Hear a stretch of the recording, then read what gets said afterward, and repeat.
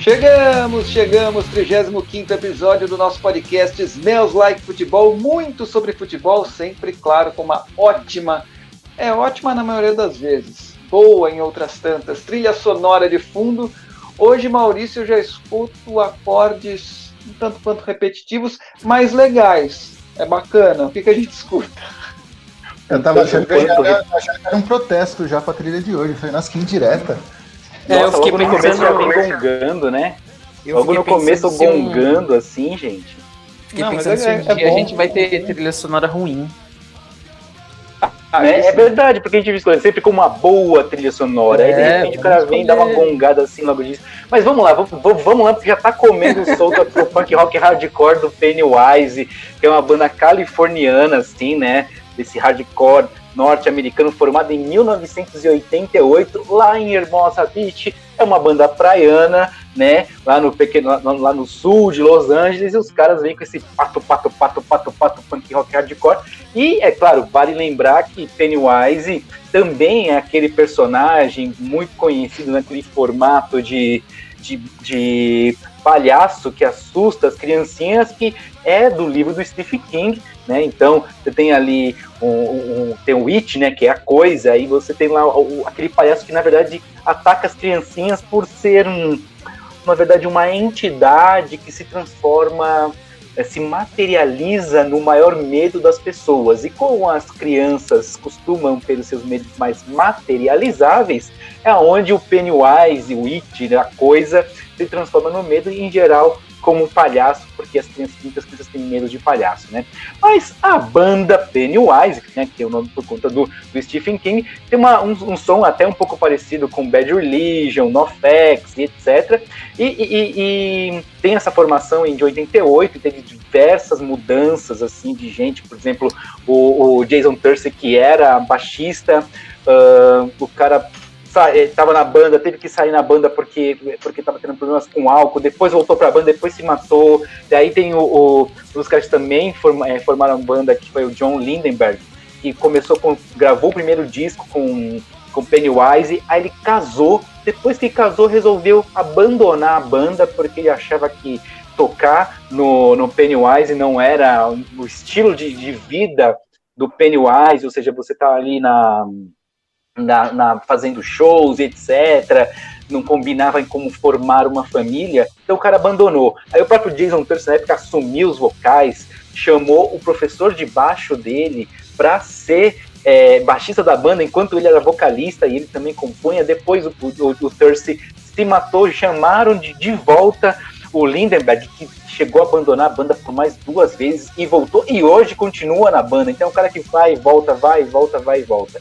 Esse é o Pennywise, é uma banda que ali começo nos anos 2000, 90 e pouco, tinham várias bandas que estavam fazendo muito sucesso, né? Você pega o Rancid de Offspring, que estavam ali nos anos 95, 96 fazendo muito sucesso, e os caras o tempo todo se recusando a assinar com uma grande gravadora, embora as grandes gravadoras tentassem de alguma maneira contratar os caras, porque achava que o som poderia ter ali, render boas vendas e tudo mais. Eles chegaram a gravar bastante tempo na Epitaph, que é a gravadora também do Bad Religion, né? E é isso, os caras continuam aí fazendo shows. Vocês têm notícias do Pennywise, se eles continuam na estrada? Ou se os caras, a banda acabou? Faz tempo que eu não escuto falar do Pennywise como banda nativa. Faz muito tempo. Esse álbum, por exemplo, é de 2011, talvez, né? 2011, se eu não me engano. E é um baita álbum. Eu gosto muito de Pennywise. Em alguns aspectos lembra bastante Bad Religion, mas é um pouco mais hardcore, né? É de 2001 esse 2001, álbum. Desculpa, 2001. E não é o clássico do Pennywise é o About Time, né? Mas quando você erra a data de alguma coisa por 10 anos, você entrega muito a idade, né? Tipo, fala 88, fala 98, né? A minha memória, na verdade, era numeral, sabe? Eu lembro de ter visto 2001 e confundi 2011, não que... Né? Mas tudo bem, entrega um pouco a idade. Mas qual é o problema de entregar a idade? Nós somos todos sabe, todo o pessoal sabe que tá escutando a gente, sabe que nós somos jovens senhores. Não tem problema nenhum. Mas para entregar mais a idade ainda, eu acho que o Fábio vai lembrar disso, a gente foi ver Pennywise juntos em 2004. Sim, 2004. 2004, um show no AMB, um show da 89, né? Aniversário da 89, Isso, foi um show com o Bad Religion, né? Foi a primeira vez que Pennywise no Brasil, se não me engano. Bad Religion e Dead Fish, justamente. Dead Fish, é. Não, e teve outra outro show banda que que teve ganhou Bad algum Religion. projeto. Foi alguma outra banda que abriu e ganhou um projeto no 89, ali tocou 15 minutos, eu não vou lembrar qual é a banda, também não sei se foi pra frente ou não, mas as três principais eram Dead Fish, Pennywise e Bad Religion. E nesse dia foi muito engraçado. Não teve o ano que teve Bad Religion e Vandals? Foi antes. Eu acho que Bad Religion e Vandals deve ter sido 2000, por aí. Porque Bad Religion e o Vandals no Brasil, né?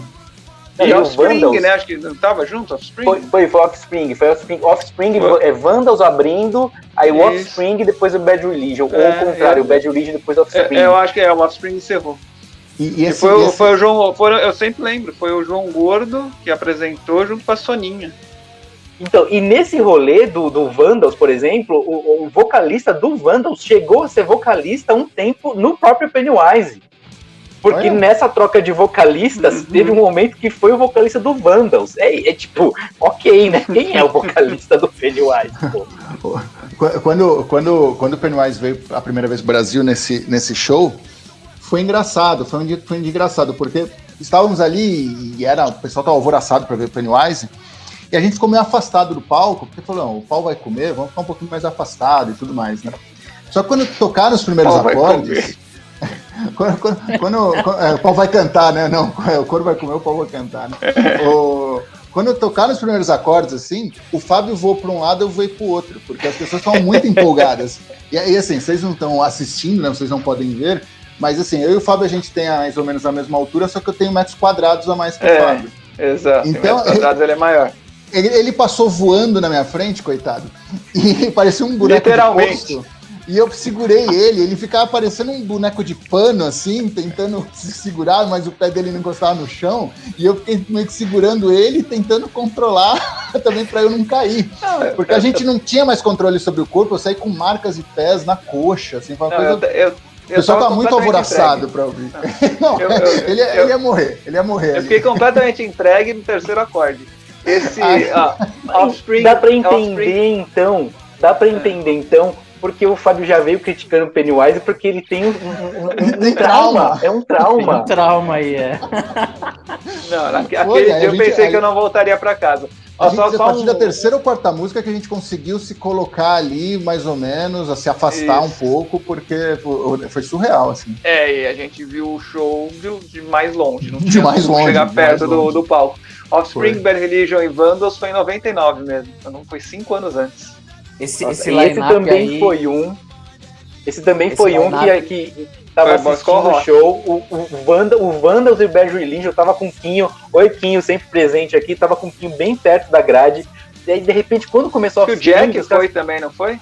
Acho que foi. E aí, quando começou o Offspring, a gente tem que sair daqui. A gente pediu pra sair pela grade da frente, assim. E aí os caras botaram a gente pra fora do show. A gente assistiu o Offspring lá de fora.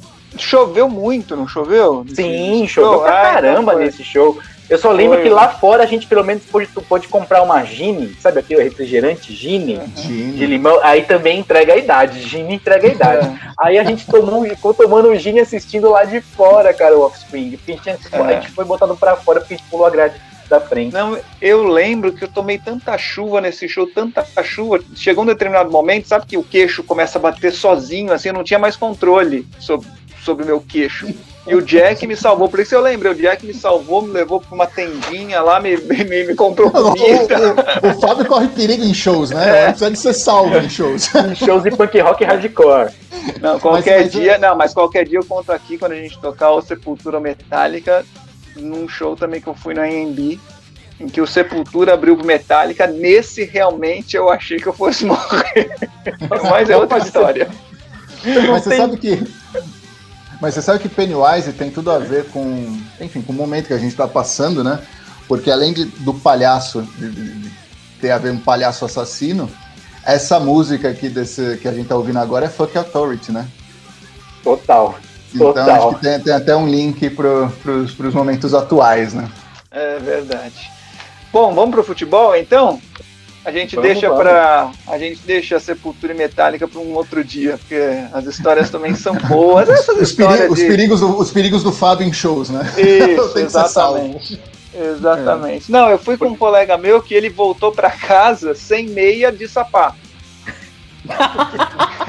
É tipo mágica, né? Você puxar a toalha sem cair nada em cima da mesa, assim. Ou seja, se você quer escutar essa história algum dia, acompanhe o Smells Like Football sempre, porque aí você vai saber, em algum momento a gente vai contar essa história. E aí você vai poder ter acesso a essa história maravilhosa das estripulias de Fábio em shows. Vamos pro futebol, já estamos terminando a quarta música, é porque assim, as bandas punk rock hardcore é curtinho, né? A gente tá entrando em Something Wrong With Me, alguma coisa errada, tem alguma coisa de errado comigo, já tá quase a quinta música que tá começando já no álbum.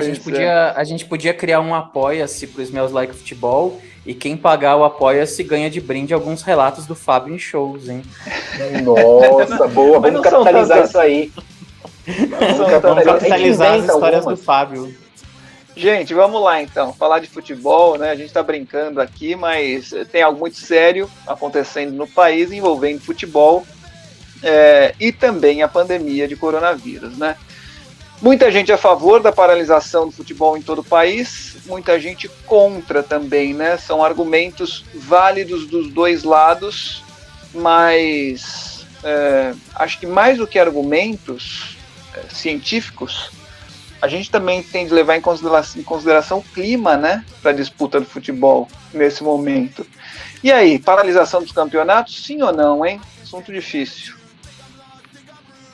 Quem começa na polêmica? Pode mandar, Léo. Pô, eu sou total a favor da paralisação, né? Indo além até do futebol, eu acho estranho como no começo da pandemia morria muito menos gente do que morre agora, e as discussões sobre se isolar, paralisar os eventos esportivos eram muito mais fortes do que agora, né? Mas, pensando no contexto atual, sendo realista e até me desapegando da minha opinião, pensando mais até no contexto do ambiente do futebol, eu acho que o mínimo que poderia ser feito é pelo menos eu já conversei até isso com o Peterin em off, né, fora do ar. Eu acho que o mínimo que poderia ser feito é você adiar o início da Copa do Brasil e fazer bolhas nos campeonatos estaduais. Você não precisaria nem mudar o regulamento. O Campeonato Paulista, usando como exemplo, o Campeonato Paulista tem 12 rodadas a primeira fase, é um grupo jogando contra o outro.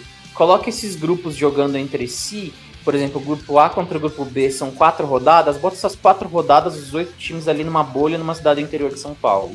Aí o grupo C contra o grupo D são outras 4 rodadas, bota numa outra cidade que tem estrutura para receber esses clubes. E você mata o campeonato estadual em 1 mês e meio fazendo desse jeito. Sobra até mais tempo para os jogadores descansarem depois, antes do começo do Brasileiro. Talvez torçamos para que na hora que for começar o Campeonato Brasileiro, lá para junho, as coisas estejam menos piores do que agora. Mas a Copa do Brasil, principalmente, mais até do que os estaduais, é um absurdo você realizar agora, né? Você botar, por exemplo, estamos gravando hoje, dia 15 de março de 2021, amanhã, terça-feira, o Remo joga contra o Esportivo de Bento Gonçalves, lá no Rio Grande do Sul. Para sair de Belém e ir para Bento Gonçalves, quantos voos e quantos ônibus a delegação do Remo não vai pegar? O Fortaleza vai sair de Fortaleza para jogar com Caxias, em Caxias do Sul. E isso vai se repetir por 40 confrontos nessa primeira fase de Copa do Brasil. Se não morrer ninguém, tá todo mundo no lucro. Mas tem... Pode falar, Thiago. Não, pode. Mas tem uma coisa, né? Foi falado, a própria CBF deu uma entrevista essa semana que passou, dizendo que está seguindo os mais altos índices de proteção, né? Se protegendo, pediu para os clubes redobrarem essa atenção. Só que é possível, e se assim, quais são os protocolos da CBF para serem tão perfeitos para isolar de uma forma tão maravilhosa toda a equipe que está dentro que está acompanhando os times? Não aconteceu isso em 2020, não, a gente sabe que não vai acontecer isso em 2021. Quais são os protocolos que eles conseguiram, qual é o nível de protocolo de proteção que conseguiram elaborar, além para dizer que os campeonatos podem rodar com segurança? Não, justamente isso. Eu vejo e ouço pessoas falando, mas o problema é o futebol na pandemia. Não, o problema também é o futebol, porque faz parte da sociedade, né? E esses protocolos que você citou, eles não são 100% perfeitos, porque eles dependem de pessoas para serem cumpridos também, né?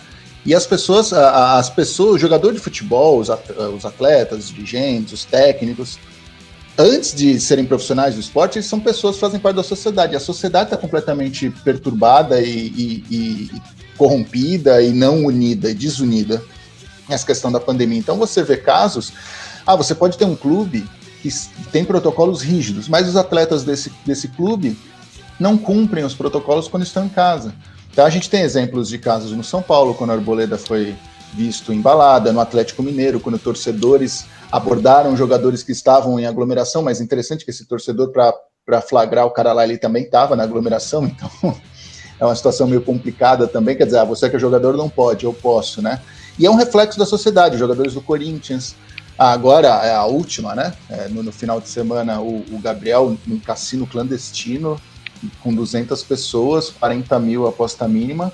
Gabigol, e a gente... O Gabigol, isso, o Gabriel Barbosa, e o Flamengo passando um pano, falando, não, é uma questão pessoal dele. Quer dizer, por que é uma questão pessoal? Até que ponto uma questão de saúde pública é só um assunto pessoal do jogador, né? E vamos lá, além de ser contra a lei, você já está num cassino clandestino, é contra a lei você está numa aglomeração, e é moralmente bem questionável você estar num cassino clandestino em que a aposta mínima é de 40 mil, com um auxílio emergencial aí para ser aprovado de R$250, quer dizer, dá mais de 160 auxílios, uma apostinha por pessoa desse lugar. Então, moralmente já é questionável. Então, eu vejo que o esporte como um todo, e aí o Flamengo passa um pano, né? E você vê o esporte como um todo, vive passando pano para os atletas que fazem parte da sociedade. Os dirigentes olham cada um para o seu umbigo, porque não tem uma união, né?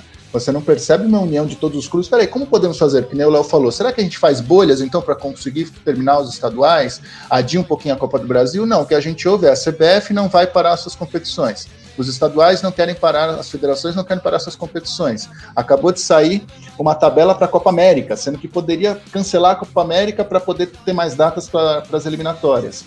É uma desunião que é só reflexo da sociedade. Então você fala, mas o futebol é o culpado? Não, mas também é o culpado, faz parte do todo, né? Com que clima você vai assistir um jogo de futebol com 280 mil mortos? A gente está com dificuldade até de abastecer nossas redes sociais porque não tem assunto, quer dizer, eu vou ficar falando, olha, tal time venceu tal, que legal. Pô, legal como? Se as notícias massacram a gente, né? Então falta uma união de todo mundo. E a questão também passa por um processo de individualização das responsabilidades, né? Porque, assim, tudo bem, Gabriel tem total jeito de fazer o que ele quiser da vida dele, mas esse é o momento que a gente tem que ter uma preocupação coletiva com a questão da pandemia. Como você falou, Thiago, é uma questão do coletivo. Se a gente ficar focando em ações individuais, mas ele não se cuida porque tudo bem, o time não... Um clube tem uma opção de se proteger e o outro clube não tem. Então fica sempre uma decisão individual. E esse é o momento de dar decisões coletivas. Se você não tem, por exemplo, uma CBF, que seria a instituição que seria responsável por proteger todos os clubes brasileiros, realmente uma preocupação verdadeira com a saúde de todo mundo que está envolvido, e além de passar esse recado para a população brasileira, dizendo não é tempo de brincar com o futebol, é tempo da gente se cuidar e evitar que as pessoas morram, e você não tem uma federação que faça isso, uma confederação que faça isso, então que os clubes se unam, quando é para se unir, voltado para questões de verbas e dinheiro, eles se unem, não se unem, e nesse momento é uma hora de se unir também. Já que a CBF não tem essas rédeas, por que não os clubes fazendo isso? E também não deixando que seus próprios jogadores deem esses recados esquisitos. Mas também é esperar o quê? Quando você pega aí os clubes do Rio de Janeiro que queriam negociar uma abertura de público nos seus estádios. Não era isso que estava acontecendo? E aí, a gente tá tendo um recorde de mortes e o pessoal tá pensando em abrir os estádios para pessoas que já pegaram Covid, como se não tivesse uma possibilidade de ter uma segunda contaminação, e é isso, tem como muitos casos de segunda contaminação.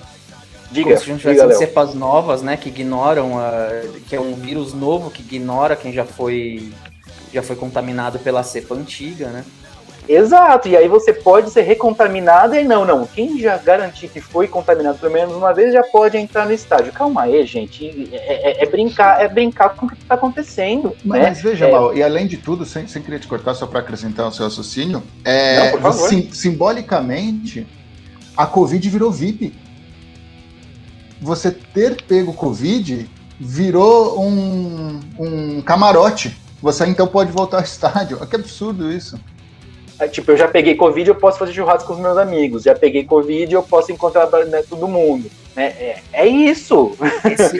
Esse tipo de argumento aí que eu já peguei, eu posso, é aquele tipo de coisa assim que não tem embasamento científico algum, vai exatamente contra tudo que todos os cientistas estão falando, mas você adapta a realidade de acordo com a sua vontade individual, né? Eu acho que esse é um... Vai lá, Mal. Não, e além disso, porque assim, mesmo que você tenha pego que você não vá transmitir do seu corpo para outra pessoa, você estando no espaço onde o vírus está, no ambiente, você pode carregar na sua roupa esse vírus e transmitir para alguém que está do seu lado. Porque isso também é possível. Então, e aí? O vírus nas superfícies. Então, eu já tive. Então, eu não vou transmitir porque não está no meu pulmão, porque já tem um anticorpos, vamos supor que seja da mesma cepa. Mas você pode transmitir pelas superfícies, encostando nas pessoas. Não tem... o fato de ser VIP porque você pegou Covid, meu amigo, você continua transmitindo. Você não vai ficar doente, mas você continua transmitindo. Uma coisa assim que eu acho que falta muito nesse momento na nossa sociedade é a gente botar na cabeça, enfiar mesmo na cabeça das pessoas que numa pandemia do jeito que a gente está vivendo não existe questão individual como o Flamengo justificou pro Gabigol, uma questão pessoal, não existe isso. Porque, que nem você estava falando, Mal, no começo sobre os protocolos da CBF. Não existe protocolo de uma instituição como a CBF que seja eficiente quando não há um controle desse protocolo, na aplicação do protocolo, dentro de cada clube. A Copa do Brasil, que só a primeira fase está sendo disputada por 80 clubes, são 80 instituições diferentes com as suas condições individuais para aplicar esse suposto protocolo.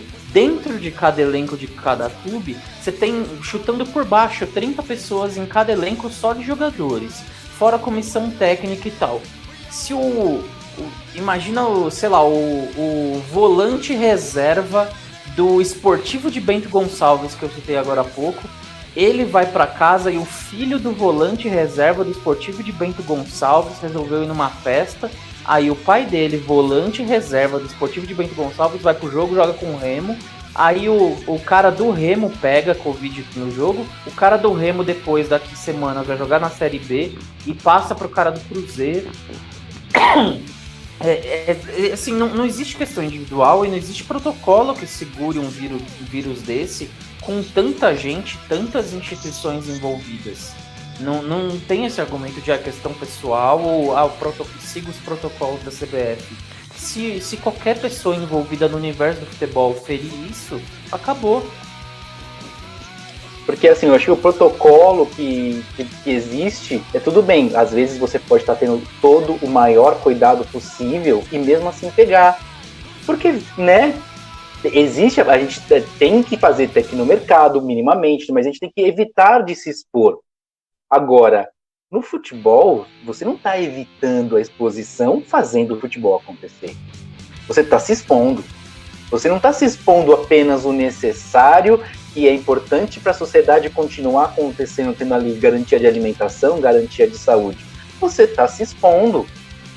São encontros físicos que são feitos para quê? Apenas pro futebol acontecer, porque as pessoas estão sofridas e tudo mais. Desculpa, vai sofrer muito mais se morrer familiares.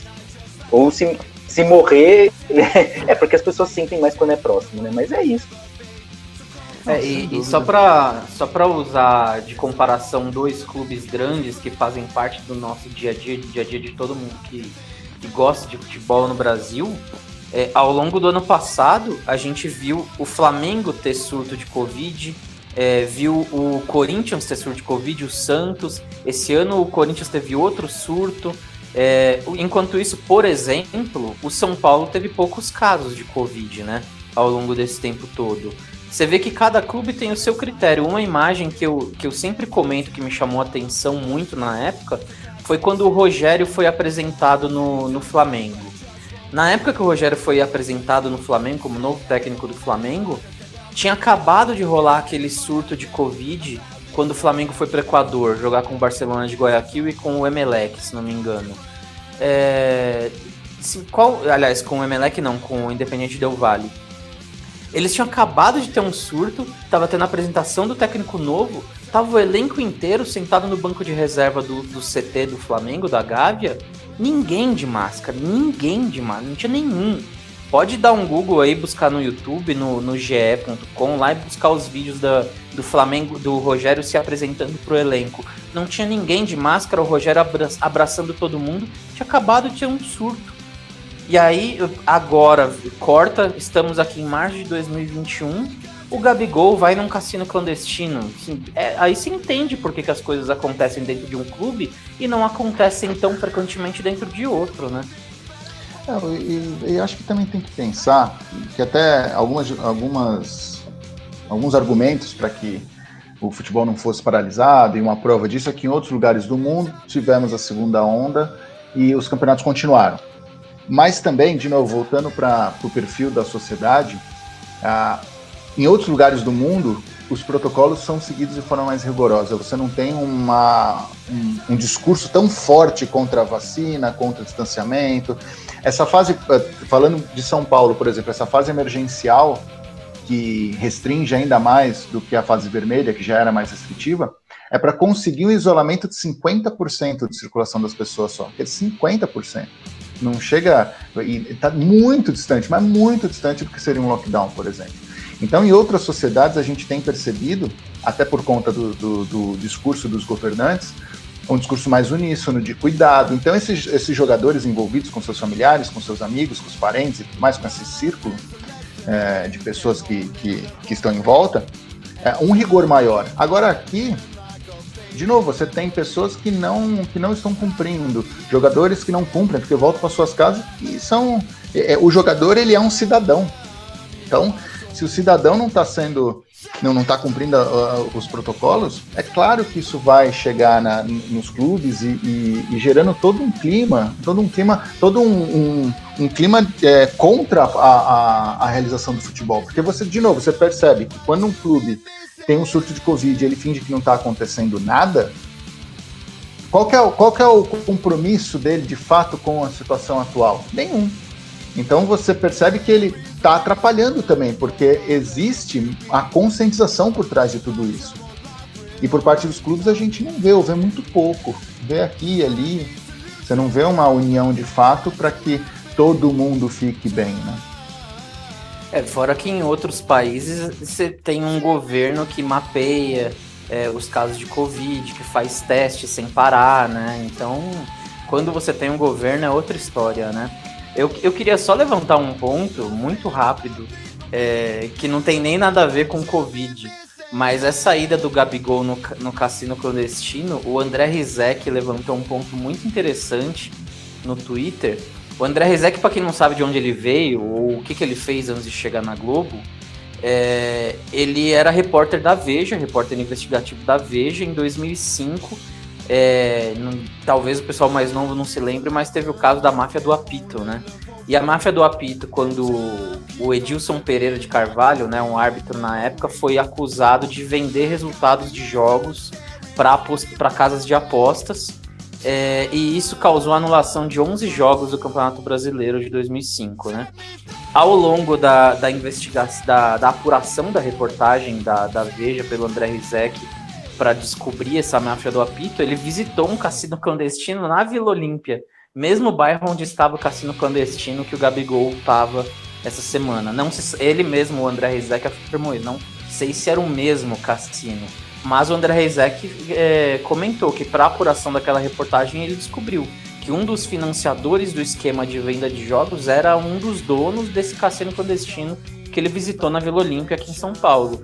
Então, assim, além de você estar numa pandemia, morrendo 270 mil pessoas e contando que a previsão não é que pare de morrer gente agora, o cara ainda tá num ambiente nada propício para um jogador de futebol, né? Se você quer ser minimamente respeitado, não ser nunca questionado, jogador, nenhum atleta de esporte nenhum tem que ficar frequentando casa de aposta, ainda mais um lugar ilegal, né? Um lugar não reconhecido, não controlado por instituição nenhuma, né? Não fiscalizado. A gente tá precisando de uma intervenção divina, porque essa música que a gente tá escutando agora, a 12ª música disso aqui do Pennywise, Land of the Free, e é isso, já estamos na 12ª, temos 14 músicas nesse disco, então estamos na antepenúltima, gente. E o negócio vai. Pois tá acabando. Só um detalhe a respeito dessa questão envolvendo a paralisação ou não do futebol. Sem juízo de valor, só vou falar o que disse o Walter Feldman, secretário-geral da CBF, que é médico também, né? Ao defender a continuidade do futebol. Ele disse que o futebol não prejudica o combate à pandemia, muito pelo contrário, ajuda. E o argumento dele é o seguinte: primeiro, com relação aos jogadores de futebol. Para o Walter Feldman, o jogador, estando no trabalho, tendo de disputar jogos, estando sob a tutela do clube, se cuida muito mais do que se estivesse em casa de folga, né? Ou de férias, que faz teste dia sim, dia não, que nos clubes o controle é mais rígido, que nos campeonatos geridos pela CBF o protocolo é rígido também, diferentemente do que seria se esses jogadores não estivessem trabalhando, estivessem em casa de férias, participando de festas. Ele não disse isso com todas as letras a respeito dos jogadores, mas ele sabe que muitos jogadores são festeiros, né? E que quando estão de férias, fazem coisas que não deveriam fazer. Então, esse é o principal argumento do Walter Feldman. Essa fala faz todo sentido se todos os campeonatos no Brasil fossem disputados em bolhas, né, como foi a NBA o ano passado, por exemplo. Aí realmente a instituição organizadora do campeonato está controlando o comportamento de cada um e isolando todos os participantes ali do evento, né? Como não é isso que acontece, a fala do Walter Feldman é um ótimo discurso de relações públicas. Agora, diga, Thiago, você abriu a boca. Não, eu concordo com o Léo, e assim, quer dizer então que se o jogador ficasse em casa, e a gente não tá nem falando aqui, que eu poderia até continuar treinando, tá? Também acho que dependendo da situação, a questão da viagem que se torna complicada, você ter times jogando uns contra os outros, a situação da sociedade como um todo, enfim. Mas mesmo assim, então quer dizer que o jogador tá em casa, e aí o clube não pode testar, né? Não pode tentar cuidar do jogador, quer dizer, ele vira um completo irresponsável, né? Acho que não faz muito sentido não a fala do Feldman, não condiz muito com a realidade. Eu acho que também é aquilo que a gente sempre fala, tem uma responsabilidade social. Os clubes acho que têm que ter uma postura mais firme, então façam campanhas que ajudem nisso, porque parece que é o seguinte, a gente não atrapalha, então, larga a gente aqui, me deixa em paz, eu não tem nada a ver com isso não.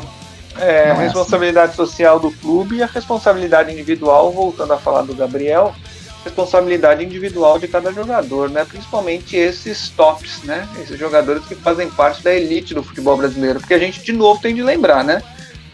3, 4% dos jogadores de futebol que fazem parte dessa elite, o resto, 96, 97%, são jogadores que pertencem a clubes que não têm, como o Léo disse, a menor condição de seguir um protocolo minimamente rígido de prevenção.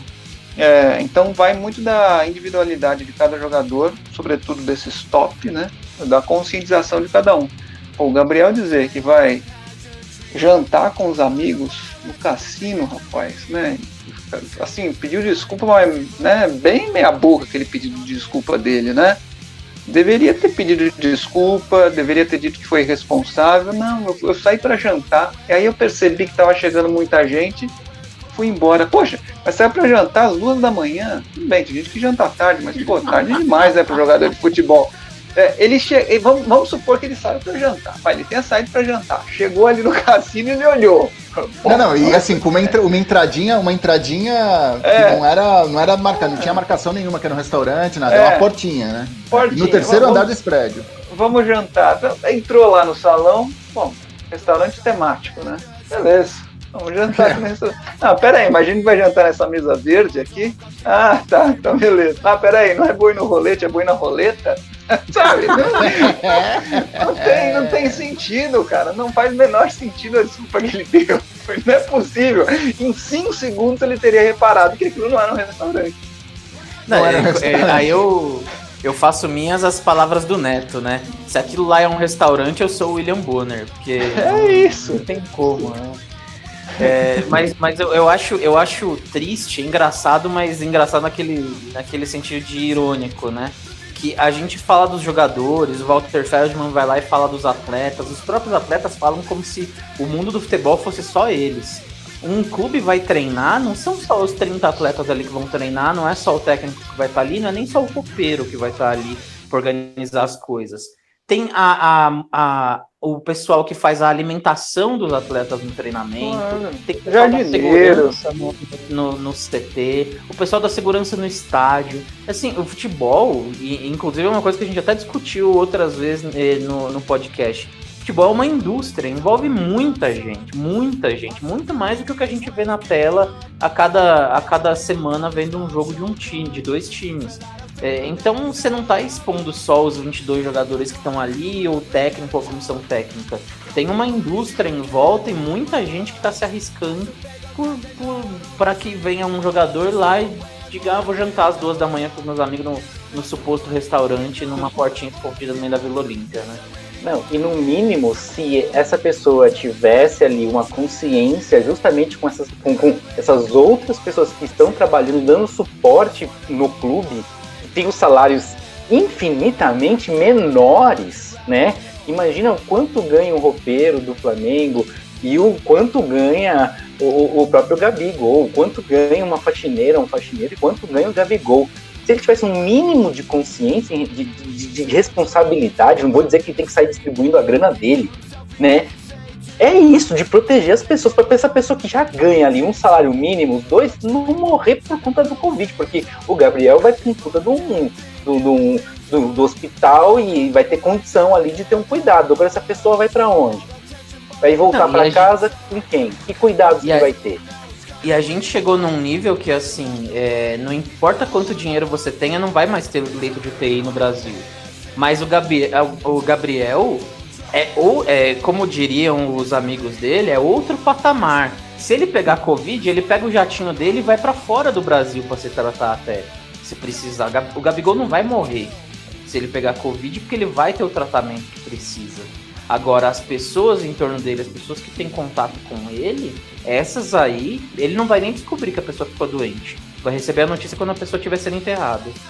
E a gente tá falando aqui do Gabriel porque é o mais recente e tudo mais, mas a gente tem também uma responsabilidade de outros times, de outros jogadores. A gente teve exemplo no Corinthians, em meio ao surto de Covid, jogadores em Spa também. Então, o comportamento como um todo não tem sido bom, de jogadores muitas vezes, de dirigentes que são omissos, os clubes como instituição estão fingindo que nada está acontecendo. Eu consigo jogar, proteger meus atletas dessa forma que a gente fala, então tudo bem, eu não tenho que dar uma resposta nenhuma para as pessoas, e assim a gente vai tocando.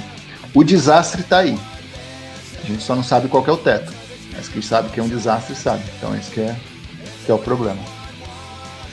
Pois é, a gente está encerrando, hein? Acabou já?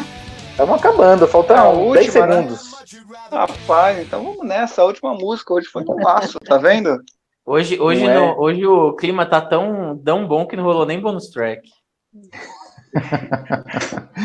Mas isso, acho então. que o futebol tem que parar, gente. Ou as bolhas, como o Léo falou, que poderia ser uma solução, as bolhas como aconteceram na Champions League, por exemplo, que possa ter alguma gestão um pouco mais responsável desses processos, um pouco mais segurança e etc. Se não tem jeito, e a gente só fica fingindo que tá cuidando uns dos outros. É isso. É que surpreendeu todo mundo, né? Ninguém, quem imaginar que a gente já tá numa pandemia, né?